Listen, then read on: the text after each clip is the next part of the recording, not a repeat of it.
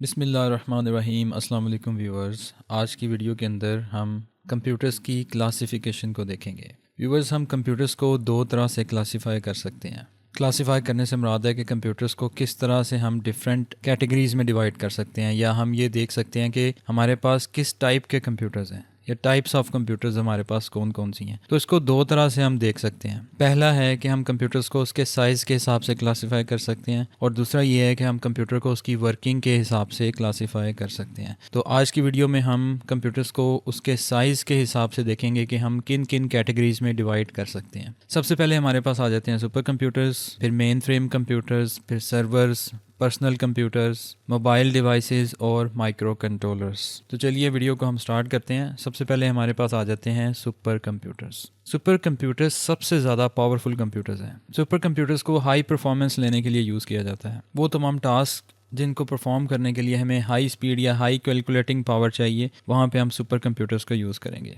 जैसे स्पेस के मिशंस के लिए या फिर मिलिट्री पर्पस के लिए आप इसे यूज़ कर सकते हैं। इसमें पैरेलल प्रोसेसिंग यूज़ की जाती है और बहुत सारे प्रोसेसर्स को एक साथ अटैच कर दिया जाता है ताकि वो एक साथ काम करके आपको हाई स्पीड दे सकें। इसके जो की फ़ीचर्स हैं वो इस तरह से हैं कि इसमें मल्टीपल प्रोसेसर्स होते हैं, और बाज़ औक़ात हम उसमें जीपीयूज़ को भी यूज़ करते हैं या ग्राफिक कार्ड्स को भी यूज़ करते हैं ग्राफिक्स की परफॉर्मेंस लेने के लिए। ठीक है, और वो सीपीयूज़ एक दूसरे के साथ इंटरकनेक्टेड होते हैं और वो डाटा को बड़ी रैपिडली या बड़ी स्पीड के साथ एक्सचेंज करते हैं, जिससे उन्हें हाई परफॉर्मेंस मिलती है। जब इतने ज़्यादा प्रोसेसर्स को हम एक साथ लगा देते हैं, जैसे आप ये पिक्चर में देख रहे हैं, ये पूरे का पूरा जो हॉल है, पूरे का पूरा जो एरिया है, उसके अंदर ये डिफरेंट किस्म के रैक्स लगे हुए हैं और रैक्स के अंदर कंप्यूटर्स लगे हुए हैं। और इतने सारे कंप्यूटर्स को जब एक साथ चलाते हैं तो वो हीट जनरेट करते हैं। तो हीट की वजह से टेम्परेचर हाई हो जाता है, और जिसको कूल करने के लिए हमें एयर कंडीशनर्स लगाने पड़ते हैं। इसकी जो एप्लीकेशंस हैं वो ये हैं कि साइंटिफिक रिसर्च के लिए हम उसको यूज़ करते हैं, क्लाइमेट मॉडलिंग के लिए, फिज़िक्स में और केमिस्ट्री के डिफरेंट एक्सपेरिमेंट्स करने के लिए हमने यूज़ करते हैं, इंजीनियरिंग के अंदर उसको यूज़ करते हैं, एरोस्पेस के अंदर, ऑटोमोटिव और दूसरी इंडस्ट्रीज़ में हम उसको यूज़ करते हैं। डाटा एनालिसिस करने के लिए, बिग डाटा उसको प्रोसेस करने के लिए इसे यूज़ करते हैं। वेदर फॉरकास्टिंग में यूज़ करते हैं, essential for accurate and timely weather predictions. Military and defence purpose के लिए आप इसको यूज़ करते हैं। नेक्स्ट जो कंप्यूटर की टाइप है वो है हमारे main frame computers. Main frame computers जो हैं वो सुपर कंप्यूटर जितने लार्ज भी हो सकते हैं और उनसे स्मॉल भी हो सकते हैं, लेकिन इनका पर्पस जो है वो थोड़ा सा डिफरेंट है। सुपर कंप्यूटर्स को हम यूज़ करते हैं हाई कैलकुलेटिंग पावर के लिए या हाई परफॉर्मेंस के लिए, जबकि मेन फ्रेम कंप्यूटर्स को हम यूज़ करते हैं ज़्यादा यूज़र्स को अटैच करने के लिए और ज़्यादा ट्रांजैक्शंस को हैंडल करने के लिए। ठीक है, processing vast amount of data and supporting numerous concurrent users. बहुत सारे यूज़र्स जब एक साथ आपके कंप्यूटर के साथ कनेक्ट हो जाएं और बहुत ज़्यादा डाटा को जब प्रोसेस करना हो, तो एक साथ ये टास्क परफॉर्म करने के लिए हम मेन फ्रेम कंप्यूटर्स का यूज़ करते हैं। अब इसकी एग्जांपल क्या है? इसकी एग्जांपल है बैंकिंग और दूसरी कंपनीज, इंश्योरेंस कंपनी या गवर्नमेंट की जो ऑर्गेनाइजेशंस होती हैं, उसमें मेन फ्रेम कंप्यूटर्स को यूज़ किया जाता है। आपने इजी पैसा या जैज़ कैश के ज़रिए कभी ट्रांजैक्शन की होगी या बैंक की किसी एप्लीकेशन के ज़रिए ट्रांजैक्शन की होगी, तो आप देखते हैं कि कितने सारे यूज़र्स होते हैं उस बैंक के। तो उस बैंक के अंदर एम्प्लॉयज़ भी होते हैं, उसके अंदर उसके कस्टमर भी होते हैं, और वो हर बंदा अपनी अपनी ट्रांजैक्शन कर रहा होता है। और बैंक का जो सिस्टम है वो कभी भी, यानी कि आम तौर पे वो हैंग नहीं होता, आपकी ट्रांजैक्शंस टाइम से करता है। तो वो पीछे मेन फ्रेम कंप्यूटर के ज़रिए ये काम हो रहा होता है। ठीक है, इसकी कैरेक्टरिस्टिक्स ये हैं कि आपको रिलायबिलिटी मिलती है, आपको स्केलेबिलिटी मिलती है, आपका जो डाटा है, जो आप काम कर रहे हैं, जो ट्रांजैक्शंस आप कर रहे हैं, वो बड़ी रिलायबिलिटी के साथ वो जो है वो टास्क परफॉर्म होता है।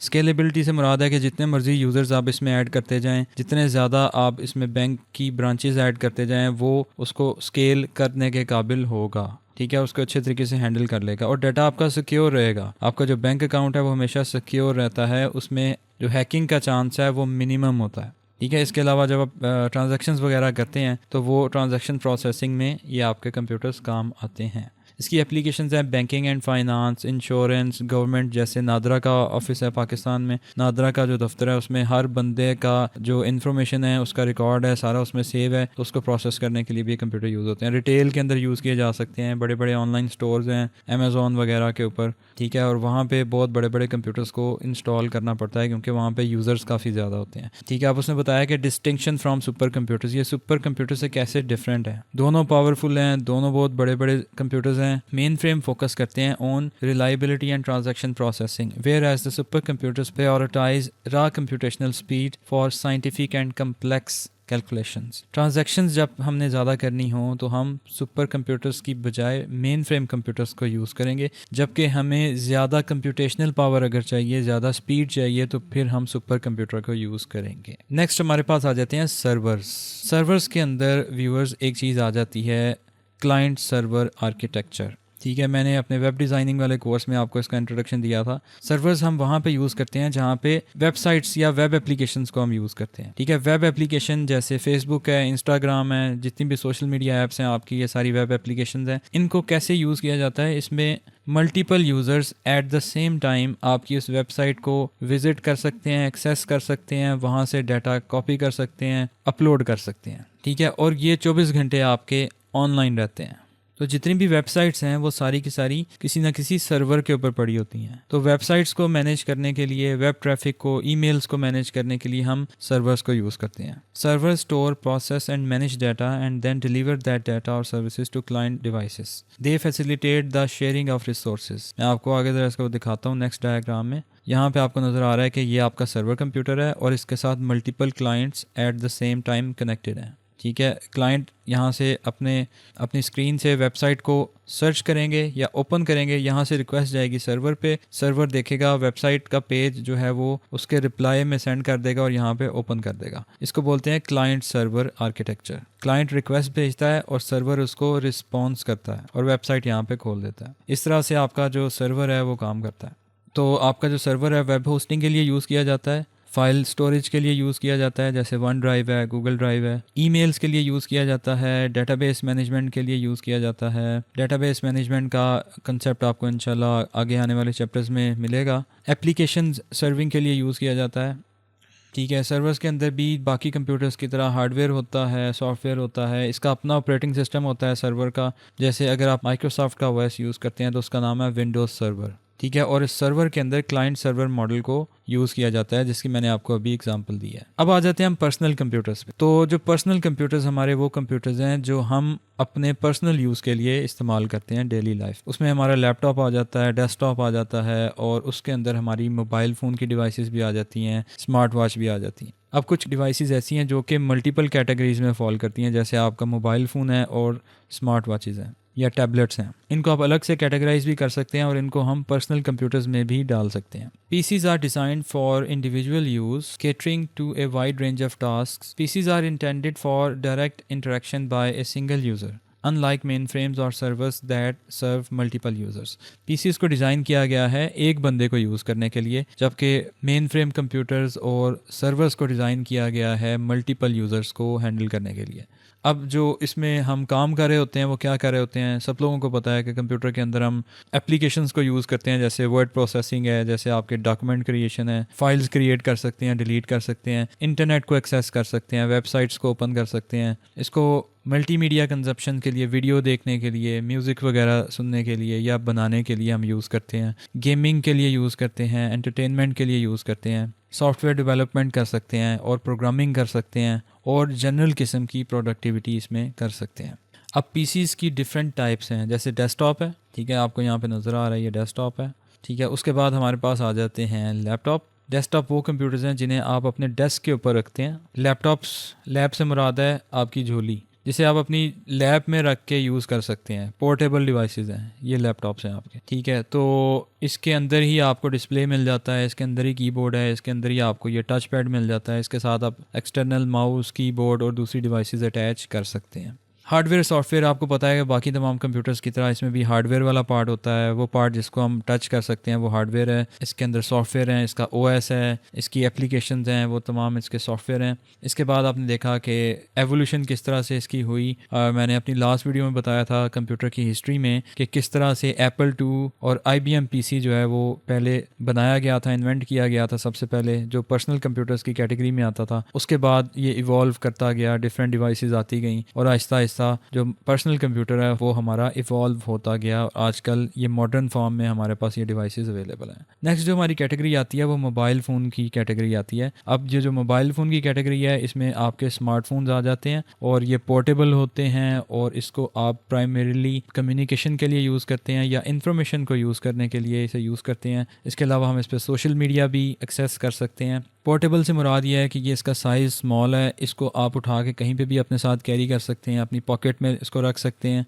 कनेक्टिविटी के अंदर आप वायरलेस टेक्नोलॉजी यूज़ करते हैं, आप इसके ऊपर वाईफाई यूज़ कर सकते हैं, 4G 5G 3G ये टेक्नोलॉजी आप इस पर यूज़ करते हैं, ब्लूटूथ आप इसमें यूज़ कर सकते हैं। इसके जो की फ़ीचर्स हैं वो ये हैं कि इसके ज़रिए हम कम्युनिकेट करते हैं, ऑडियो कॉल्स करते हैं, वीडियो कॉल्स करते हैं, टेक्स्ट मैसेजेस करते हैं, ईमेल वगैरह कर लेते हैं, वेबसाइट को एक्सेस कर सकते हैं, न्यूज़ पढ़ सकते हैं, वेदर, मैप्स, ये सारी चीज़ें आप इस पर एक्सेस कर सकते हैं। एंटरटेनमेंट, म्यूज़िक सुन सकते हैं, वीडियोस देख सकते हैं, मूवीज़ देख सकते हैं, गेम्स वगैरह खेल सकते हैं। प्रोडक्टिविटी के अंदर हम calendar, task management, document editing इसके ऊपर कर सकते हैं। फोटोग्राफी, आजकल के जो मोबाइल डिवाइसेस हैं उसमें कैमरास बहुत ज़्यादा स्ट्रॉन्ग हैं, बहुत ज़्यादा पावरफुल हैं, ठीक है। उस पर आप प्रोफेशनल किस्म की फ़ोटोग्राफी भी कर सकते हैं और वीडियोग्राफी भी कर सकते हैं, ठीक है। तो मोबाइल डिवाइसेस आपके ऑनलाइन बिजनेस में बहुत ज़्यादा हेल्पफुल हैं। तो एक चीज़ ज़रूर मैं मेंशन करना चाहता हूँ कि मोबाइल डिवाइसेस इतनी ज़्यादा हैं कि जितनी इंसानों की तादाद है उससे भी ज़्यादा मोबाइल डिवाइसेस इस टाइम दुनिया में काम कर रही हैं। ये कोई 8 बिलियन से ज़्यादा है, ठीक है। तो हर बंदा, तकरीबन हर बंदा आजकल मोबाइल फ़ोन यूज़ करता है, चाहे वो लैपटॉप या डेस्कटॉप ना भी यूज़ करे लेकिन वो मोबाइल फ़ोन लाजमी यूज़ करता है। तो मोबाइल फ़ोन के जो टाइप्स हैं इसके अंदर मोबाइल डिवाइसेस की वो आपके सामने आ गई हैं। वो हैं कि स्मार्टफोन्स हैं सबसे पहले, ठीक है, आपके मोबाइल फ़ोन्स हैं जो आप अपने साथ कैरी करते हैं। उसके बाद टैबलेट्स हैं जो स्मार्टफोन से थोड़े बड़े होते हैं और वो लार्ज टच स्क्रीन के साथ आपको अवेलेबल हैं। आईपैड्स हैं इसमें और दूसरे बहुत सारी कंपनीज़ के आपको टैबलेट्स मिल जाते हैं। कुछ टैबलेट्स ऐसे होते हैं जिसके ऊपर आप ड्राइंग या क्रिएटिविटी कर सकते हैं, उस पर ड्रॉ कर सकते हैं, उसे ग्राफिक टैबलेट बोलते हैं, ठीक है। वो पेन के साथ आते हैं, पेन को स्टाइलस बोलते हैं। फिर हमारे पास वेयरेबल डिवाइसेस हैं, जैसे आपका जो है स्मार्ट वॉचेस हैं, जैसे आपका फ़िटनेस ट्रैकर है और जैसे आपके ईयरबड्स हैं या हेडफोन्स हैं। मोबाइल फ़ोन के अंदर उनका अपना ऑपरेटिंग सिस्टम यूज़ किया जाता है, जैसे एंड्रॉयड यूज़ किया जाता है, उसमें iOS है और बहुत सारे ऑपरेटिंग सिस्टम्स हमारे पास यहाँ पे मोबाइल फ़ोन्स में हमें मिलते हैं। मोबाइल फ़ोन्स के अंदर हम ऐप्स को डाउनलोड करके इंस्टॉल कर सकते हैं, ऐप स्टोर से या प्ले स्टोर से। उसके बाद जो हमारी लास्ट जो कैटेगरी है वो है हमारी माइक्रो कंट्रोलर्स। इससे पहले हमने जितनी भी डिवाइसेस देखी हैं वो जनरल पर्पस थी। जनरल पर्पस से मुराद ये है कि आप उन कंप्यूटर्स के अंदर मल्टीपल टास्क्स को मल्टीपल पर्पसेस के लिए परफॉर्म कर सकते हैं। फॉर एग्ज़ाम्पल, आप अपने मोबाइल फ़ोन के अंदर कॉल भी कर सकते हैं, वीडियो भी देख सकते हैं, उसके अंदर फ़ोटोग्राफी भी कर सकते हैं, वीडियो भी बना सकते हैं और उसको किसी नेटवर्क के साथ कनेक्ट भी कर सकते हैं, ठीक है। तो ये जनरल पर्पज़ है आपका जो मोबाइल फ़ोन है। ऑन दी अदर हैंड जो माइक्रो कंट्रोलर्स हैं ये किसी ना किसी स्पेसिफिक टास्क को परफॉर्म करने के लिए डिज़ाइन किए गए हैं। आपको एग्जांपल देता हूँ, जैसे फॉर एग्जांपल आपकी गाड़ी के अंदर लगा होता है, तो गाड़ी के अंदर जितने भी फीचर्स हैं जो कि इलेक्ट्रॉनिक्स के ज़रिए कंट्रोल किए जाते हैं, उसके सेंसर्स हैं, एयर बैग्स हैं, इंफोटेनमेंट सिस्टम है, लाइट्स हैं, ये सारी चीज़ों को आपका माइक्रो कंट्रोलर कंट्रोल कर रहा होता है। इसके अलावा रोबोट्स हैं, इसके अलावा आपकी वॉशिंग मशीन है, स्मार्ट टीवीज़ है, फिर आपका DSLR है, डिजिटल कैमरा है, ठीक है, और बहुत सारी डिवाइसेस आप यहाँ पे देख रहे हैं, ठीक है। और ये सारी डिवाइसेस जो हैं वो एक स्पेसिफिक टास्क को परफॉर्म करने के लिए डिज़ाइन की गई हैं। तो इन सारी डिवाइसेस के अंदर आपको डिफरेंट किस्म के माइक्रो कंट्रोलर्स मिलते हैं। ये माइक्रो कंट्रोलर आपको मिल रही है चिप, ठीक है, ये सर्किट के ऊपर इस तरह से लगी होती है, ठीक है। Microcontrollers are small self-contained computers on a single integrated circuit. Integrated circuit को हम ICB बोलते हैं। Embedded systems. They are primarily designed to control specific function like embedded systems, which are devices with dedicated purpose. तो ये जो system है, ये जो डिवाइस आपकी यूज़ की जाती है, इसको हम embedded system बोलते हैं। Think of them as brains of many everyday devices. जो आजकल हम इलेक्ट्रॉनिक डिवाइसेस यूज़ करते हैं बहुत सारी, जैसे मैंने आपको एग्जांपल्स दी हैं, उन सब के अंदर उसका ब्रेन माना जाता है इसे। अब इसमें डिफरेंस क्या है, जो CPU यूज़ करते हैं ना हम दूसरे कंप्यूटर्स में, उसमें और माइक्रो कंट्रोलर में डिफरेंस ये है कि इस माइक्रो कंट्रोलर के अंदर रैम भी होती है, रोम भी होती है, CPU भी होता है और इनपुट आउटपुट पेरिफेरल्स भी होती हैं। लो पावर कंज्यूम करता है, रियल टाइम ऑपरेशन के लिए इसे यूज़ किया जा सकता है और डेडिकेटेड फंक्शंस के लिए हम इसे यूज़ करते हैं। तो व्यूअर्स, ये थी हमारी आज की वीडियो। उम्मीद करता हूँ कि अच्छी लगी होगी। अगर अच्छी लगी है तो SM के ग्राफिक्स को सब्सक्राइब कर लीजिए, और अगर अच्छी नहीं लगी, आप कोई सजेशन देना चाहते हैं तो आप काइंडली कमेंट में मुझे लाजमी बताइए। मैं पूरी कोशिश करूँगा कि अपनी वीडियोज़ के अंदर आपके सजेशन के मुताबिक चेंजेस लाऊँ। अपना ख्याल रखिए। अल्लाह हाफ़िज़।